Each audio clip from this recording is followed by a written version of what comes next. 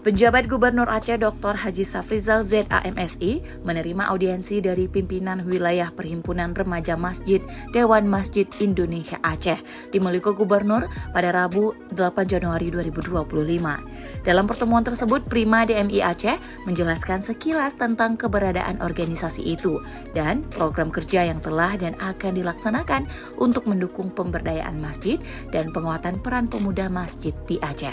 Dalam pertemuan itu, Prima DMI juga mengundang PJ Gubernur Safrizal untuk hadir pada pelantikan kepengurusan Prima DMI Aceh periode 2024-2028 yang direncanakan berlangsung pada 24 Januari 2025 di Banda Aceh. PJ Gubernur Safrizal menyambut baik kunjungan itu dan menyampaikan dukungannya terhadap Prima DMI Aceh. Safrizal berharap organisasi itu dapat terus berkontribusi dalam memperkuat peran masjid sebagai pusat kegiatan masyarakat, khususnya dalam pembinaan generasi muda.